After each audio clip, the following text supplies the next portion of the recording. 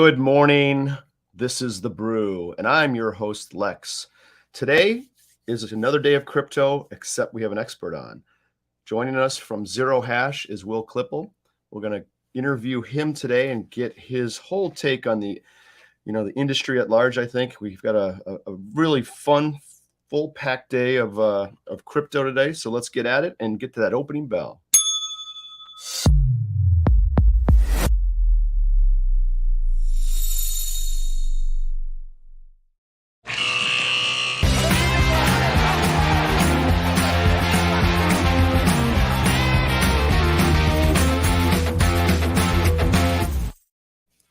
Mal, it's gonna be a good day. This is your day again. Unbelievable, right? How are you? It's gonna be a good one. I'm good. I got the inner office memo to wear the dark outfit today, just like you did. I know.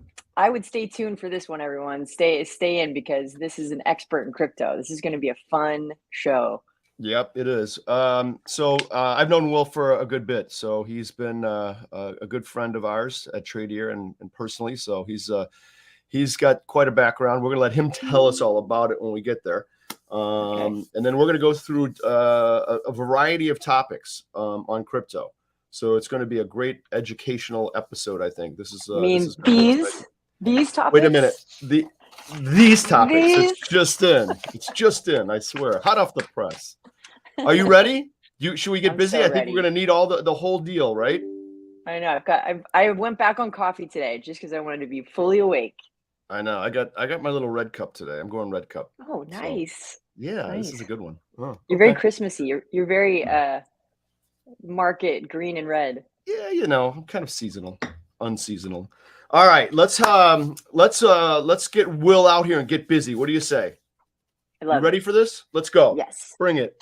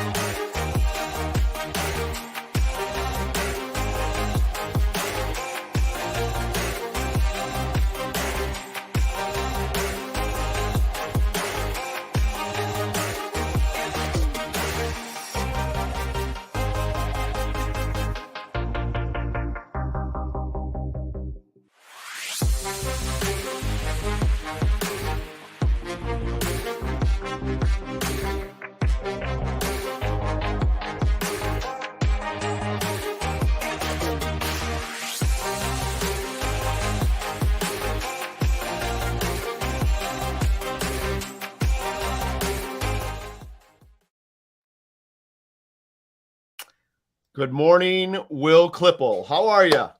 I'm doing great. After an intro like that, it's hard not to feel pretty excited to be here. It's good to see you guys.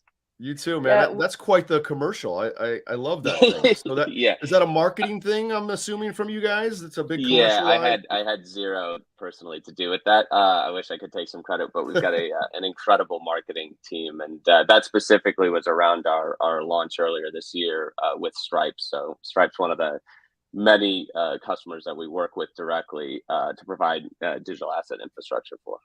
Cool. All right, Mal, I'm gonna get started because then I'm gonna take a side seat. I'm gonna ask Will a couple questions here, and then I'm gonna let you take over for the basics. All right, I'm gonna get comfortable. Yep. So, Will, first of all, let's get people familiar with you. So, give us the introduction. Tell us a bit about yourself and your background relative to Zero Hash and crypto.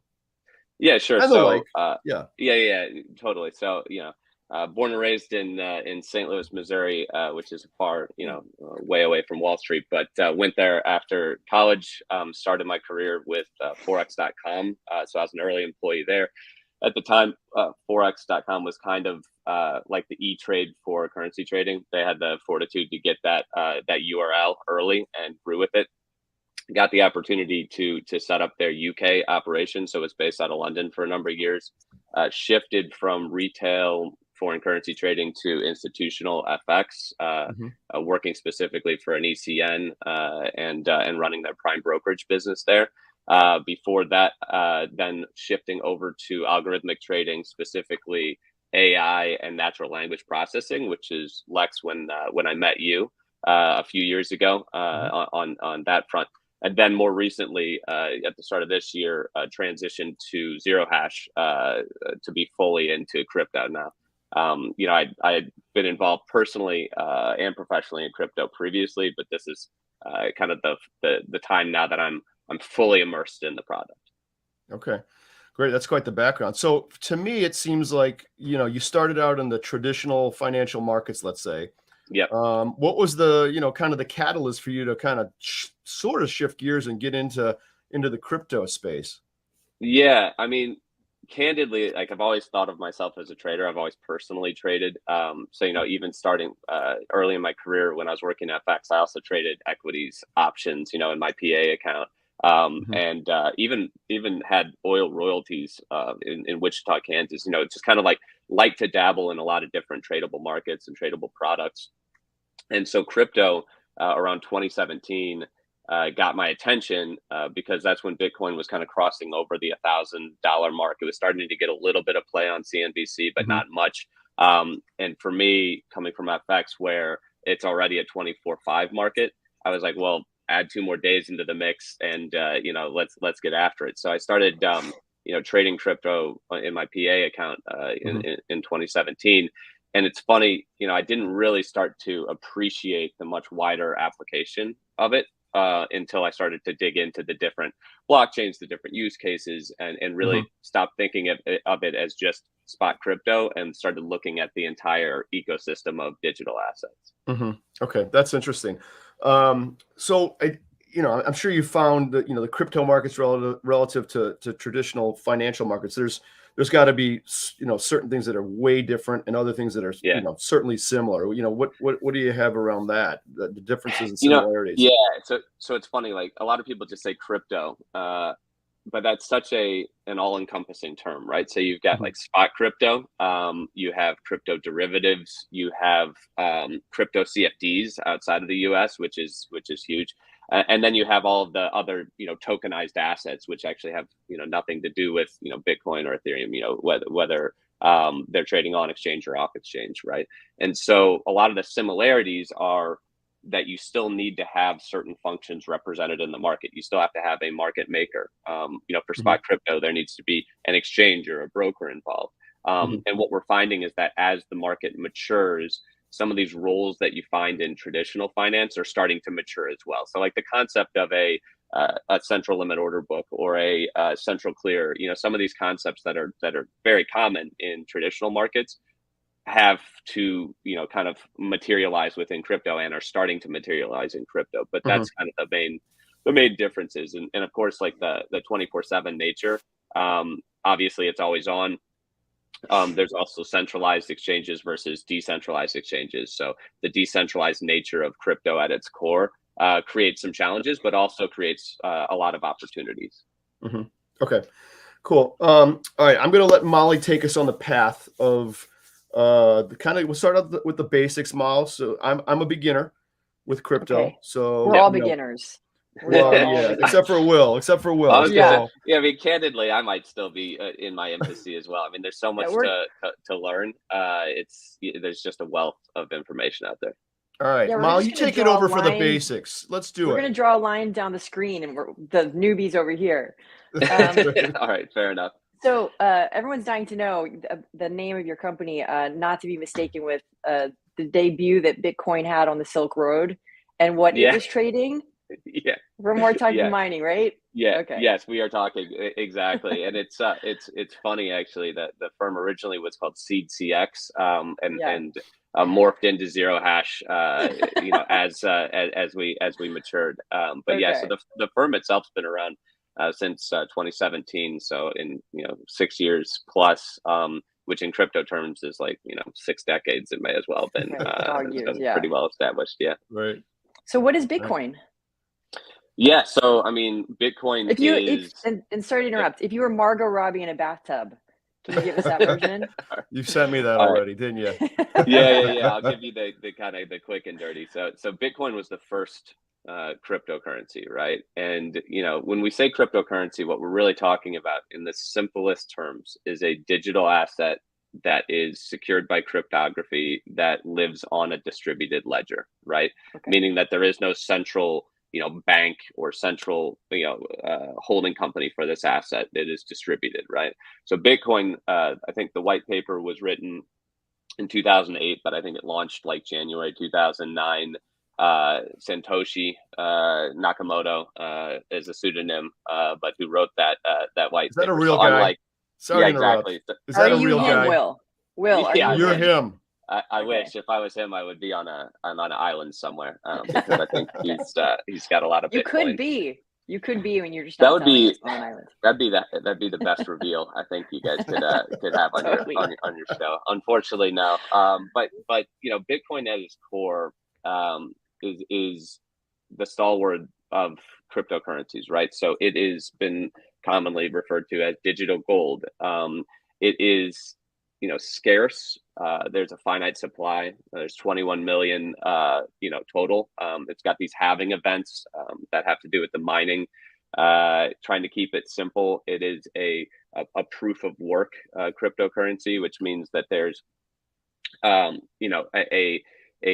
effort for the computers to validate each transaction, right? And so on a distributed ledger, you have a whole bunch of different validators working to make sure that the books and records are legitimate. The cool thing about Bitcoin is that you can go back over that distributed ledger, that blockchain, and see every transaction that's ever been done in a public way since the beginning, right? So unlike a bank, you and I can't go and say, okay, what transactions have been done through HSBC, today or for the last year or 10 years or whatever. With Bitcoin, you actually can go and do that. Mm-hmm. And so it was originally created as a P2P cash, system without the need of a central authority, in simple terms. And, I guess it's been 15 years since then. And now it's really matured into a true store of value that's being leveraged by companies, by countries, by individuals, and it's not going away. As they say, that you can't put the toothpaste back in the tube, Right. Well, and they've tried before. Tried before. Let me ask something to Will. I want to make sure I understand the relationship here. So I have to put everything in terms of fun sort of beverages for adults. Okay. So my understanding, if I'm right about this, I could be wrong. Cryptocurrency is like whiskey. Whiskey is a large, epithet term for everything underneath it. So cryptocurrency is like whiskey, and then bourbon is a whiskey, like Bitcoin is a cryptocurrency, and then Ethereum is like rye. Is it kind of like that? I like that analogy. I like that analogy. I mean, it's early in the morning, but all of these things are interesting so for me. Good, so, Alex.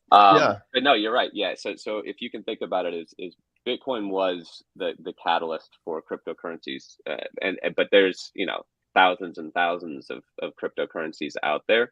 Mm-hmm. At Zero Hash, we support 65 assets, which is actually one of the widest offerings for an infrastructure provider out there. But we're really selective in terms of which assets we support. So there's a whole kind of criteria that we use to determine if there's utility, if there's which blockchain it's based on. There's a lot of different criteria that we are very cognizant of before we support that asset. Okay. Got it. So speak to that cryptocurrency, blockchain, tokenized assets.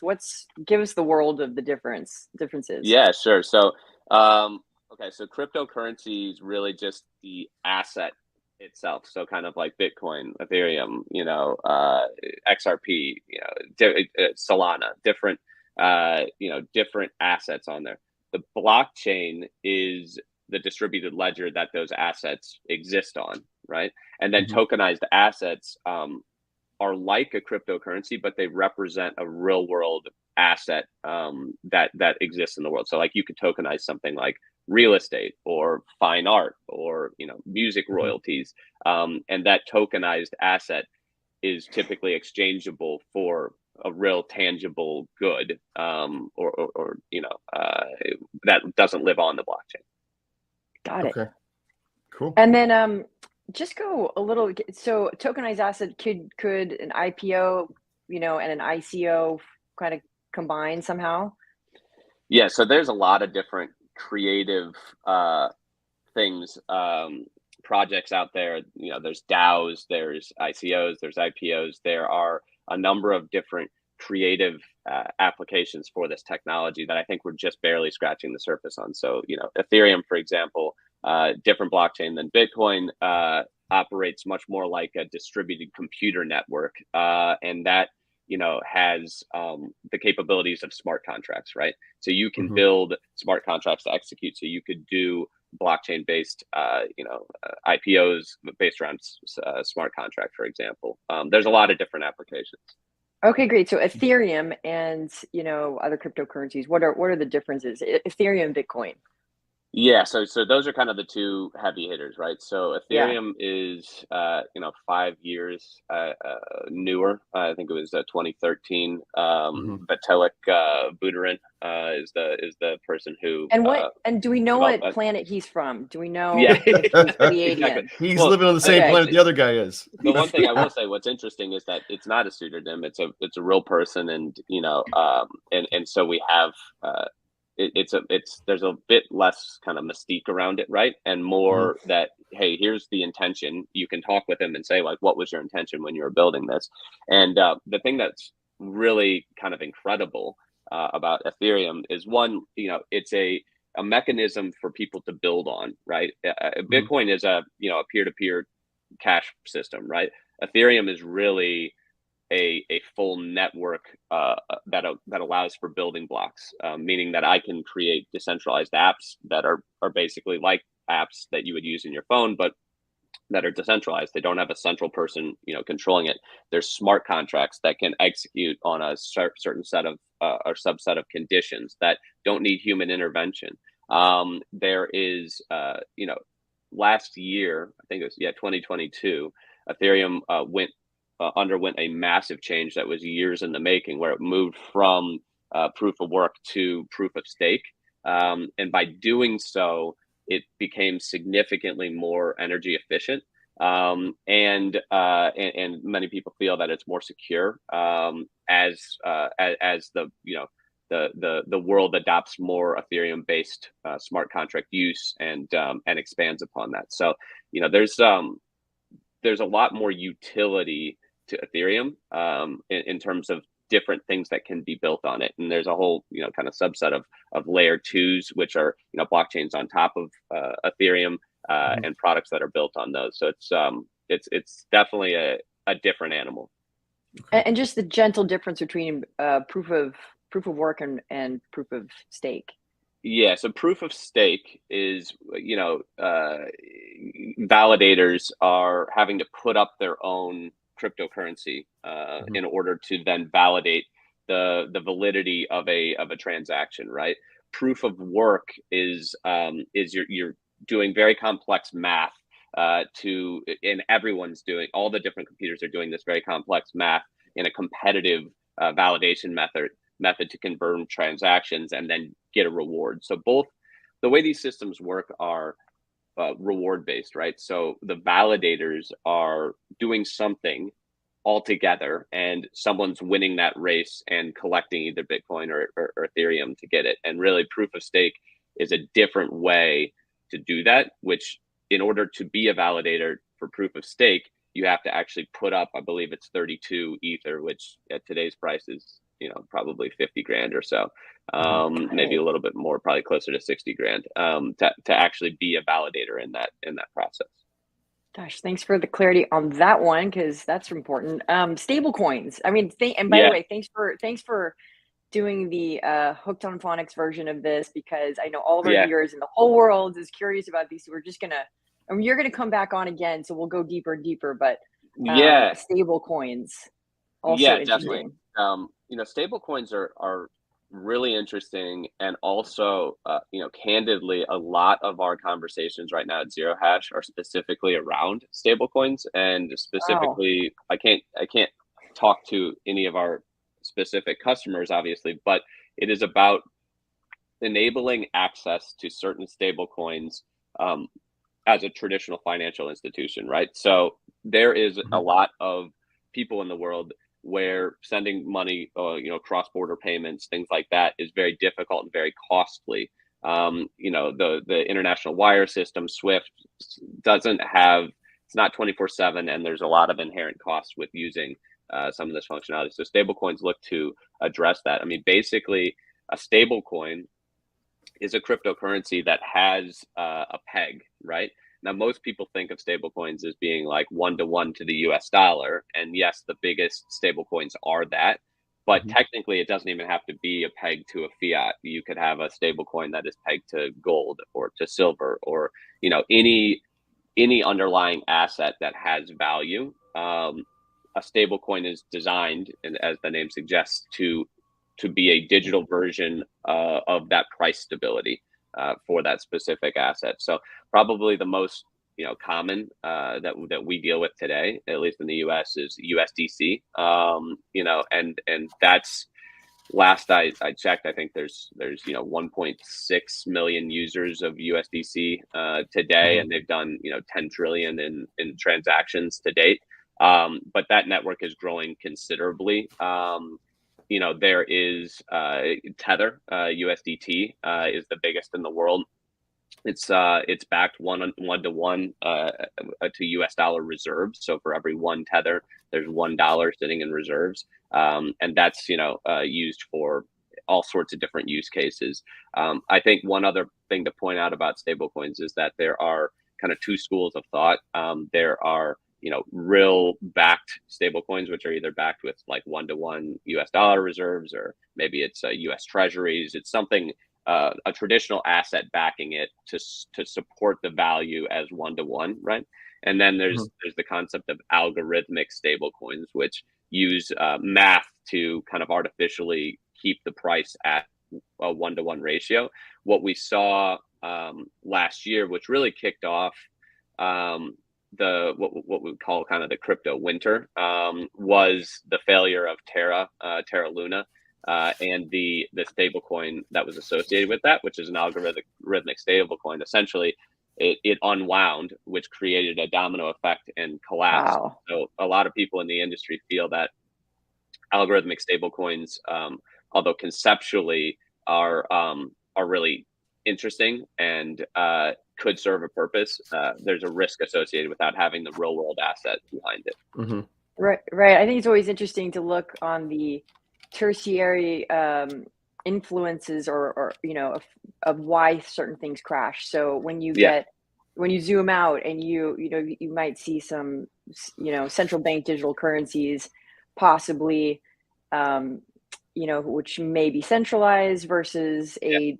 decentralized. You might want to see who the players behind which caused that domino effect just to see what's going on. Yeah. That's a really good point. And while we're on the topic of stablecoins, it's interesting. There's huge within the kind of crypto community. There's a huge amount of support for stablecoins, but a Yeah. lot of those same people do not like the idea of central bank digital currencies, which it's really apples and oranges because of the idea of one being decentralized and one being centralized, and kind of the risks associated with central bank digital currencies in terms of government oversight, right? And not to get too into the weeds, but you could create a scenario where certain digital dollars can only be spent on certain items, for example. Mhm. And so you can really restrict personal freedoms if you move to a fully digital central bank digital currency. And so that's kind of on the exact opposite of most people in crypto's position. Yeah, and Mhm. I'm more for I personally am more for decentralized. I just think I was saying before that nature acts that way, and biomimicry, it's good to follow suit with nature. So on another show and another episode, we'll dive, maybe we'll take a look at BRICS and their central digital currency, and they're looking to back up by gold and other assets, but that'll be another topic. So I do have a question, curiosity, because NFTs and smart contracts. Yeah.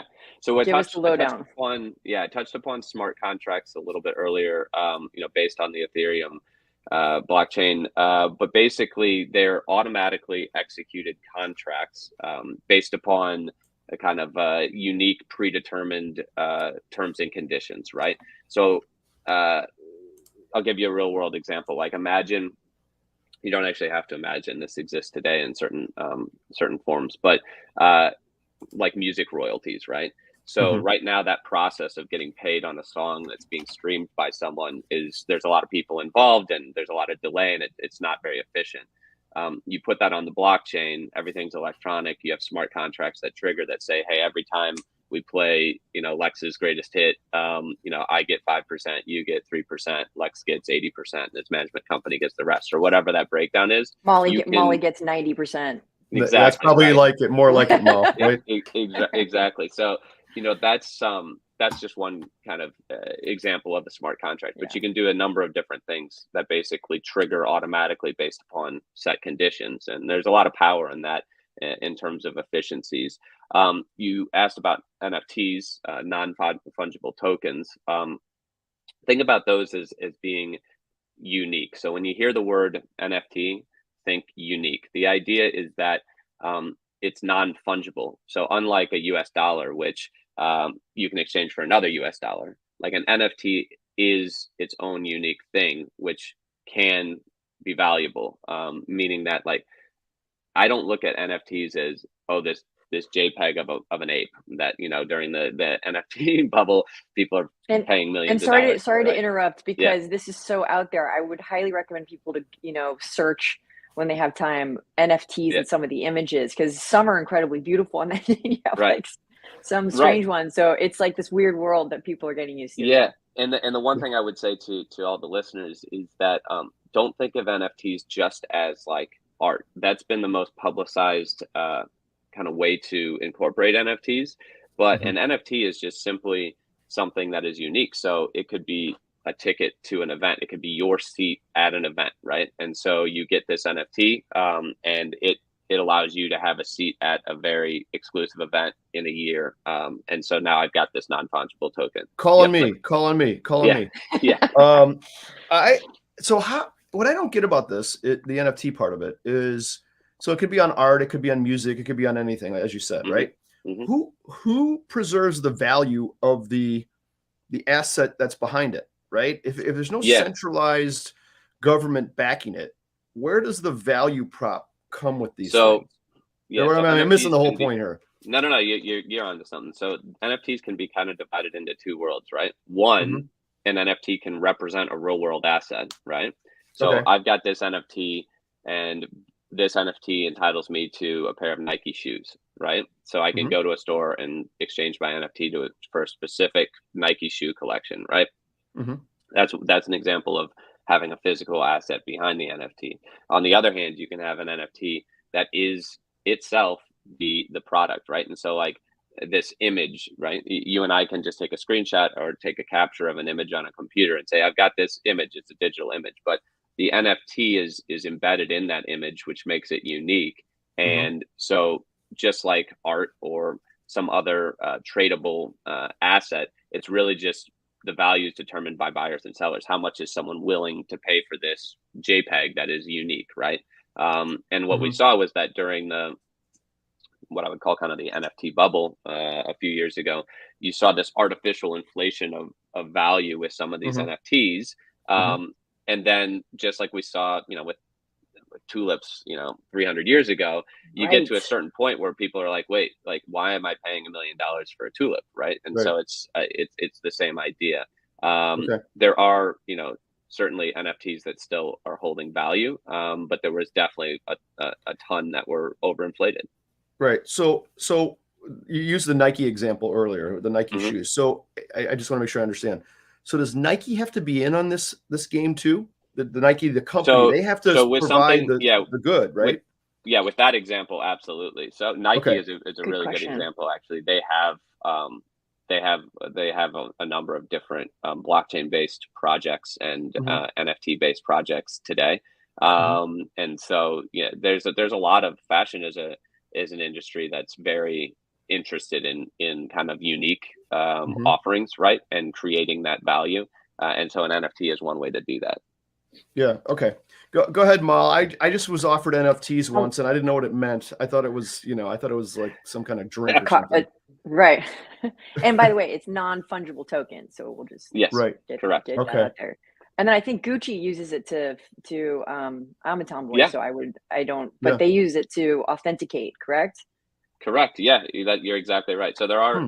there are a number of use cases. I mean, the technology itself is very functional. Yeah, we had to put a little Cool. gooch in this episode. We had Little to gooch. spice it up. We had to I Yeah, spice it up know. a little gotta Leave bit. it to you, gotta Mal, keep for the up with Gucci. Lex. Okay, Web3. This is an exciting future. How does that tie Yep. into crypto? Yeah, sure. So Web3 is kind of a convenient term for just a massive change in the way that the online world works. So, if you think about Web 2 being the internet as we know it today, and how much impact that had on the world, Web 3 is like taking that and putting it on a distributed blockchain where you're fundamentally changing the way information is stored, is how it's shared, and most importantly, how it's owned. Right. So if you have a website or you have any sort of business or functionality like within the web, by putting it on blockchain, you have that history, right? So you can actually show ownership of any number of different things. And so a lot of people will feel that Web3 is going to really democratize the current internet. We see it across the world. There are places where it's very restricted in terms of what can be online, what can't be online. By moving to a Web3 environment and having that distributed, you take out kind of these central companies, these central authorities, and oftentimes central governments from the equation. So it'll be Wow. interesting to see how it matures. But Web3 is kind of an all-encompassing term that you talk about, leveraging cryptocurrency payments. You talk about putting information on the blockchain, smart contracts, like all those things tie into Web3. Okay, cool. And then it would be just there's a later deep dive, but it'd be interesting to Yeah, see, some where things are being hosted and where the yeah, servers are, and if that's yeah, yeah, also yeah, decentralized, because that yeah, that that would be interesting. And with the, I love what you guys said, which is a fiat to crypto on ramp. I think that's such a yeah, great way to frame it, and that also um, the confidence in a currency. So the acceptance of it, gives yeah. it some stability. So how is that being integrated in the world? And is it in the US, or is it slowly coming online? How is it globally? Any countries Yeah, taking? yeah, yeah, yeah. So there's lots of crypto adoption. So what you were touching upon just a moment ago about the on ramps, that video you guys showed to start about our partnership with Stripe.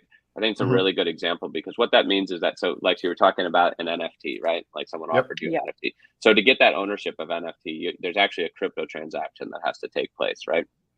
So what we've done with Stripe is enabled a way to actually be the plumbing behind the scenes so that you as a user can just swipe your Visa card using Stripe.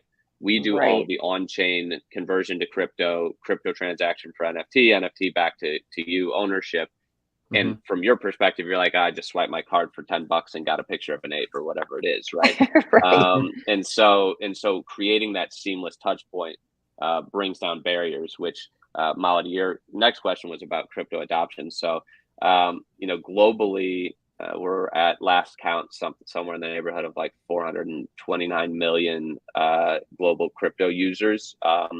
Wow. of which like 110 million are new as of 2023. Wow. And that number is probably That's higher. big. I think that number came out like at the end of Q1 or Q2. Mhm. And so it's growing really rapidly. You asked about specific regions, you know, and kind of I feel like, sorry to interrupt. I feel like I threw Mhm. 70 questions into one question. That's So all right. thanks. It was I'm good like that. 72. Who's counting? Yeah, totally. that's all right. I'll hit them all. I'll hit them all up. All right. But talking about Thanks, Will. specific countries and kind of where we've seen outside adoption, it goes back to what I said earlier, which is like addressing inefficiencies, right? So Yeah. LATAM right now, there's a ton of inefficiencies and there's a ton of inflation, and people don't really trust their native currency in some of these countries, right? Mhm. And so there's been massive adoption in Latin America. You know, areas like Venezuela, Colombia, Argentina, where they feel more comfortable having Bitcoin than their own native currency, because their own native currency, the inflation's, you know, kind of out of control. The other Mhm. thing is that, you know, if you've got a scenario where someone's working, like let's say they're working in the US and sending money back to Latin America, the fees associated with doing that using traditional fiat rails, Mhm. you know, if you've got $100 by the time it gets back to your family in, you know, in Brazil or Right. wherever, there's a lot less than $100 by the time it gets to them. If you convert that $100 to USDC, send it, you know, cross border to your family instantaneously, 1-to-1, and then they convert it back into their local currency, there is a lot more value saved in that example. And so, yeah, LATAM. I mean, for Zero Hash, we operate a number of different countries around the world. We've got certain regions of interest. Mhm. US is our biggest region. Brazil is actually second in terms of boots on the ground, employees in the country, and, Oh, wow. business coming in. So, you know, I think it's definitely a hot spot. Right. And Well, just let me. Oh, sorry. yeah, oh, go ahead. No, go ahead. No, I was going to ask Will. So, are there certain industries that Yeah. are ripe for distribution? You know, with the blockchain and crypto and what have you, Yeah. or Yeah, I some think kind so. of just So getting back to what I said before, it's all about inefficiency. So if you look around and you say like, okay, what is an inefficient market? More often than not, there's a solution within blockchain or tokenization for that. So, you know, probably the most obvious example would be real estate. You know, tokenizing real estate, allowing Mhm. for you know, crowdfunding of a property, cutting Mhm. out some of the expensive you know, middlemen in the real estate purchasing process, whether it's Mhm. residential or commercial. You know, that's one that's pretty obvious. But I think that you can look around and say any industry where there's inefficiencies is kind of ripe for disruption. Gotcha. Okay. Cool. I was just going to say that, you know, we in the United States, we are Bambis compared to Yeah. when you're trying to understand, you know, when people lose confidence in their native currencies. So, Right. you know, to get an idea, Argentina confiscated people holding dollars as a hedge against a Yeah. swinging currency, and so people would actually strap dollar bills in chunks to their bodies and Yeah. try to get across the border. So this is like Correct. a really Yeah. real thing. Yeah. It is. Mhm. It's absolutely, it's important. It has real world impact on people's lives. And it's a way to again, like, provide value and a store of value that is stable. Mhm. Yeah. Mhm. I think the one of the largest, you know, when you're storing Bitcoin, I think, and you tell us, Hmm. they're in, you know, like the Swiss Alps, and you go underground into these silos and you're not allowed Yeah. to touch the servers. And one of the largest guys is from Argentina. Yeah. And so he's, you know, I'd pay close attention to those guys. Yeah. Absolutely. Is his So name Max, by the way? It could be yeah. Max. So the reason I know so much about Argentina is my husband's from Argentina. Now, there might have been conversations about strapping dollar bills to my body. I did say no. Just for the record. Yeah. That's funny. All right. So Interesting. let's take it back down to the morning brew and my coffee. How do I, you know, what are some real world cases? Yeah. Can I buy a cup of coffee with Bitcoin? How does that work? I love the fact that you said coffee, because a great real world use case is Starbucks, right? So Starbucks has 29 million, rewards members, right? Which is roughly the same size as the state of Texas, right? And so what they realized is that they could leverage the blockchain to more efficiently manage that rewards program, and also utilize NFTs as a way to create unique, non-fungible rewards to their preferred customers. So, this could be something like a coffee tasting event. It could be something like, specific reserve beans that they're only doing a limited supply of. That's a use case that is alive and well, and that is it's powered on the Polygon blockchain, I believe. Wow. So, that's a I did not perfect know segue that. with your coffee there. So. Wow. That's wild. And the reason I get up in the morning and breathe is because I would love to see the world decentralize the ownership of securities themselves. And Starbucks is actually an interesting, you bring that up, because I've recently just found out that to pull in retail traders and incentivize it, Starbucks, if you buy one share as a shareholder, you get 30% off of all of your coffee. And so then I was like, do other companies, and tons of companies have incentives like that. I never knew that. Yeah, So, it's Cash App, which is owned by Block, which was formerly Square. If you're familiar, Jack Dorsey's company, there's a lot of it was Square, and then it's like its own and so forth. But Cash App works with a ton of firms to basically incentivize, if you use Cash App to pay for your coffee, right? Even if it's like a local coffee shop, they may have done a deal with them where they're incentivizing rewards within that app. And what's interesting is Cash App just reported their Q2 earnings last week.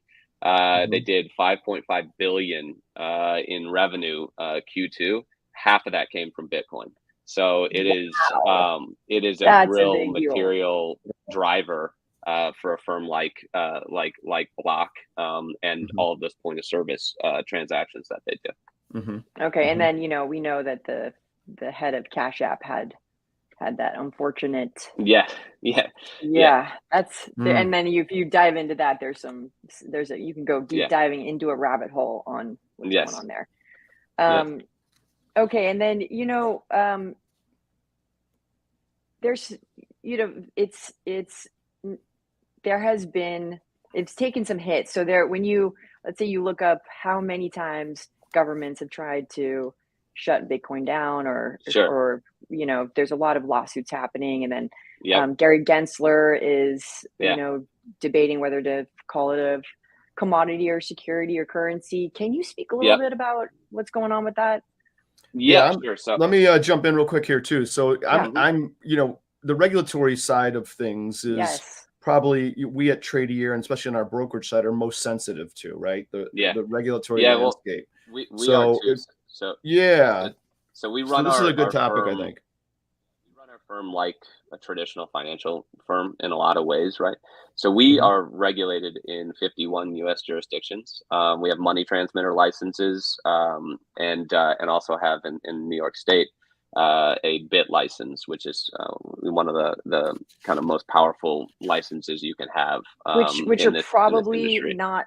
They're probably not easy to get either. They're actually like impossible to get now. Yeah. I think I mentioned up front, we've been around since 2017. So we took the approach early on to actually do all of our regulatory stuff up front. So before we ever started onboarding customers, anything like that, we went state by state, got all of the MTLs that were required, and then money transfer licenses, and then also applied for the New York DFS BIT license. Wait, let's just give you a round of applause. To give you an idea, in that environment, which now it's even tougher, that's like a 3-year exercise. So now I think it would be considerably longer for a firm that just like launched today and said, hey, I want to do what you guys do.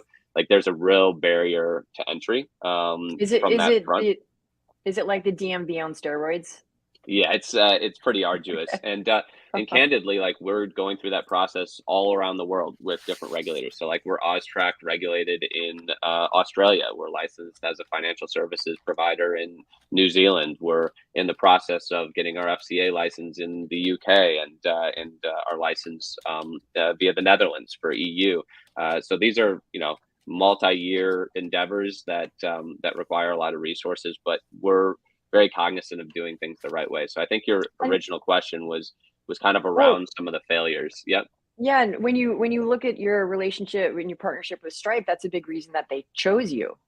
Yeah. I mean, it's been choppy waters for the last year. You had, I think I mentioned, you had Terra Luna blow up, you had Celsius go down, you had BlockFi, FTX was the biggest, bigger than Bernie Madoff, in terms of really the amount of money that just evaporated. And it was essentially, they were doing something that it gave crypto a bad name, but they were doing something that anyone could do in any industry, which is take customer funds and go run off and buy property with it, or use it to buy a boat or an island, like whatever you wanted to do. Yeah, and this is interesting too, because if you really read, it's coming, they're in bankruptcy, suit, so you can see a lot of these transcripts, and you can see that Jay Clayton, former chairman of the SEC, was talking to Sam Bankman-Fried from the very beginning. They had several meetings, and so I just want to zoom out and look again at when something falls,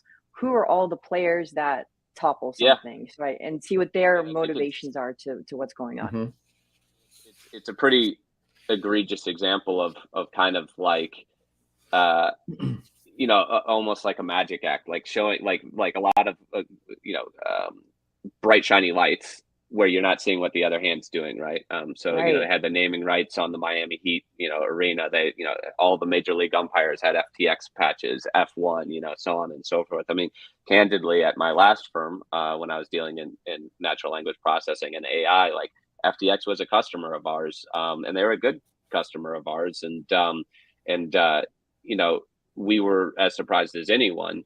But it just goes to show that it wasn't, kind of crypto specific. It was really just an egregious act of too much money and not really having the proper regulations in place to make sure that money wasn't being allocated in an erroneous way, right? And so with all of that, what's happened is that there's an increased scrutiny from U.S. regulators, but candidly, regulators across the world on the cryptocurrency marketplace. And the one thing I will say is I feel like we're heading in a much better direction. And I think once some of the dust settles, and it's starting to settle, there will be real world kind of rules in place that will prevent these type of things from happening. And I think we're extremely well positioned for that. So I mentioned FTX, Celsius, BlockFi, Luna. Zero Hash didn't have any exposure to any of those firms. We've been able to navigate these waters extremely well and continue to grow alongside of it. I think with you mentioned Gensler trying to say, is this a security or is this a commodity, and so on and so forth. That's actually something that puts the U.S. in a really deficient position globally. So if I go back to my this time, is interesting.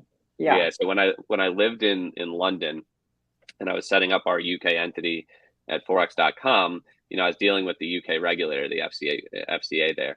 And what's interesting is like somewhere like the UK doesn't care if Bitcoin is a commodity or security. They care what you're doing with it. So they don't try to classify any asset as something.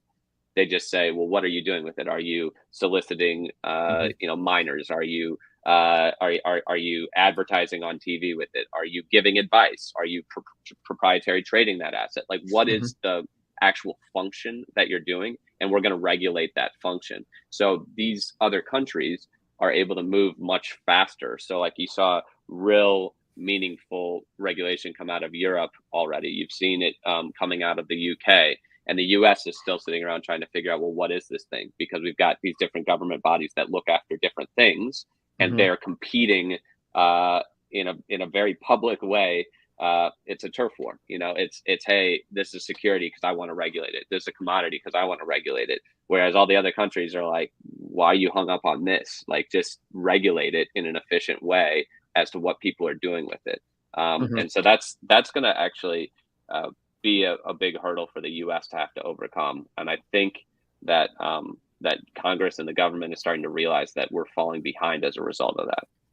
Right. And then, this may get geopolitical, and I'm not really, I'm more into the fight, follow the money trail personally. But we personally, the United States has been shipping a lot of gold out and Yeah. then we're suppressing this thing that could strengthen us. So why is that happening? And so just to, Well, if you're, yeah, here's another funny one. Who do you think has the most Bitcoin? Like, who holds it the most? oh, I don't know. I should know that, but I It's don't. the U.S. government. So the U.S. Oh, government wow. has massive amounts of crypto because of things like Hidden Road and other where they've seized it, right? And they're not Yeah. Oh, selling right. it. So And they understand that it's a hedge as well. If you look at most of the major governments out there have some sort of allocation in Bitcoin, even if they don't believe, even if they want it to go away and never come back, it's a hedge. And so yes, they're operating under that assumption. Of all of the largest holders, I think Ukraine is like 6th or 7th in Bitcoin holdings in the world. I think they're the one of the top countries that's actually holding Bitcoin, which makes sense, because of the volatile situation. So. yeah, and MicroStrategy. Yeah. I was going to say, so if you look at Grayscale Trust, you can also, just go on Yahoo Finance and you can see who those main holders are. And that's ETH. And then you can, that's another Zoom. I'm beating that word to death, but it's always like, I just never want to be myopic on why, if you don't understand why we're going one direction, you can find the pieces right around you. Absolutely. So absolutely. And that's interesting because Coinbase, when they first started out, they were also upfront and really trying to stay on top of regulation, and the regulators loved them for that. But now they're under attack a bit. What's going on there? So what's interesting is that Coinbase has essentially put the industry on its shoulders and said, like, hey, we've got the resources, we're gonna fight this battle for everyone, right? What's probably most relevant to that upcoming Coinbase lawsuit is what has happened in the Ripple lawsuit. So specifically around XRP, which is the token. Basically, it was announced that it didn't, the judge ruled that it didn't pass the Howey test, which is used in other, traditional markets, and therefore Howey qualify. Test being the Howey test being an SEC test, correct?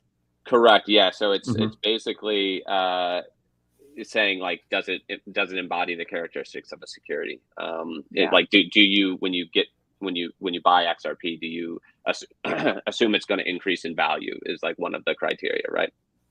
And so they came back and said, no, this doesn't qualify, which was really encouraging for us. Immediately, we saw Coinbase, Kraken, Bitstamp, other exchanges relist XRP.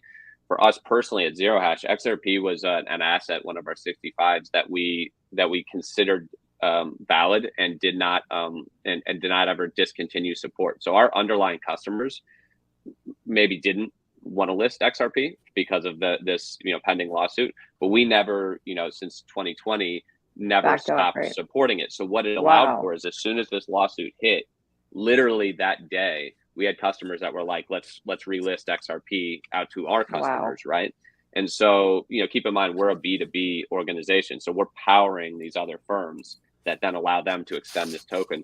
So we were able to kind of nimbly say, hey, let's flip on XRP. And of course, volumes went through the roof in that token because of it. But it really was a big win for the industry to say, like, this, you have to look at these assets individually and use pre-existing criteria to classify them. And this doesn't pass that pre-existing criteria. So why do you think you can regulate it as such? And so that's kind of, I think, a big win. And it'll be interesting to see how that continues to play out in the Coinbase lawsuit.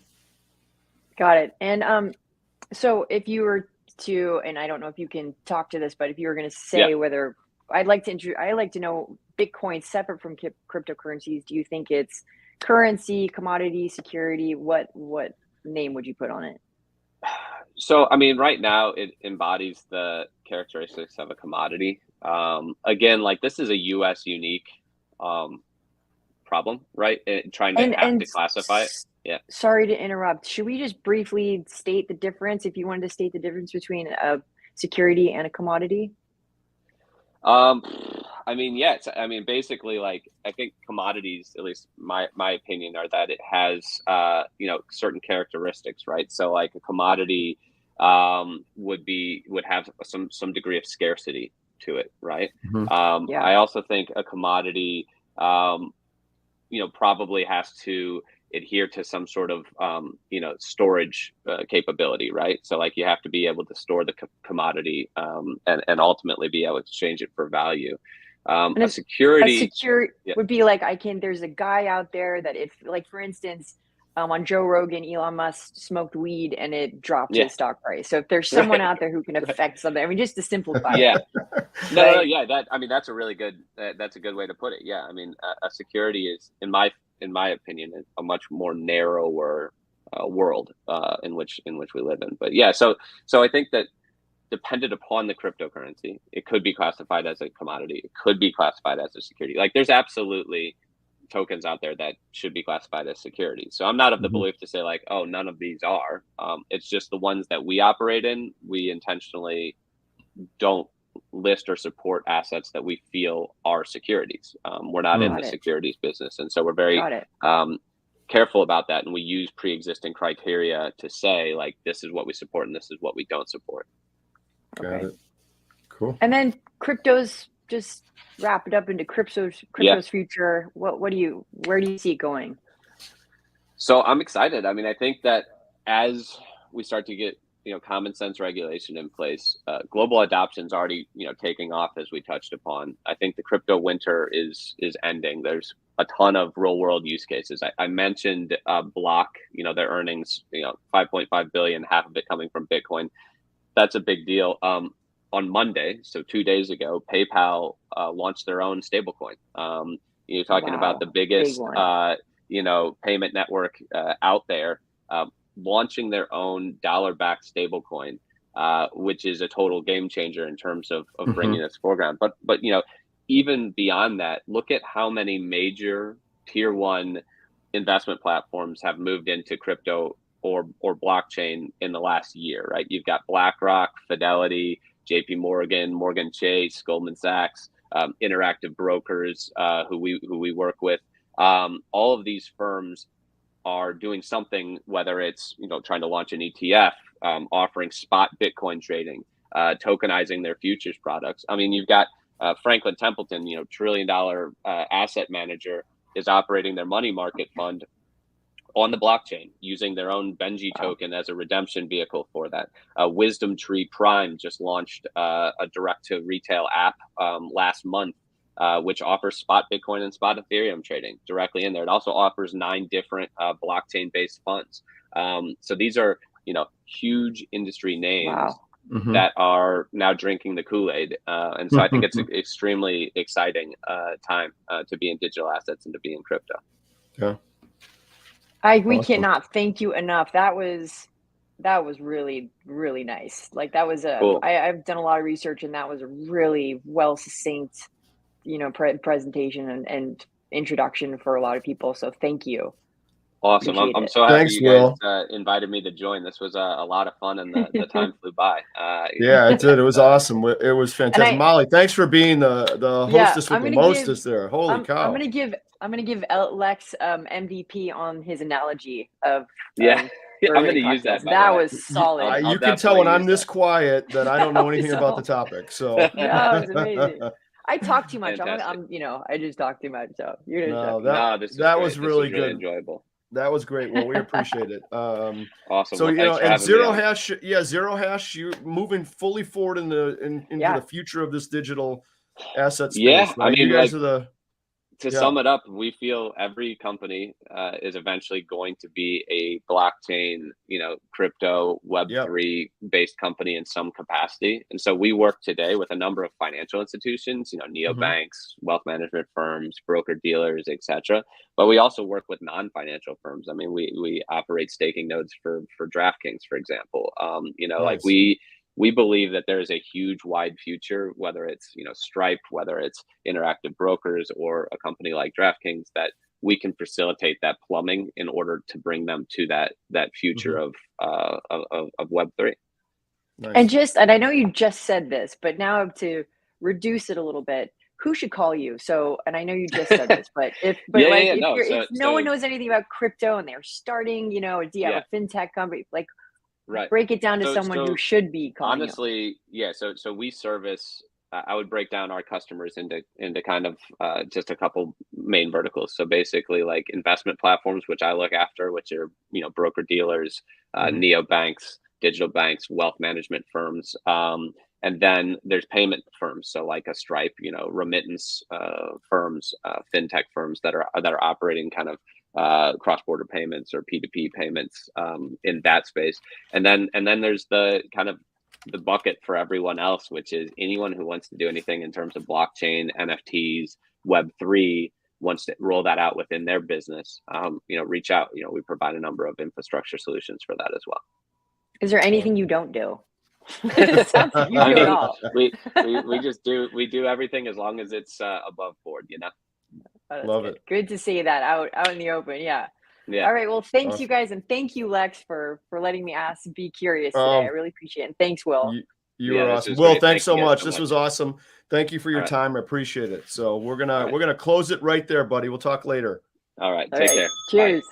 Bye.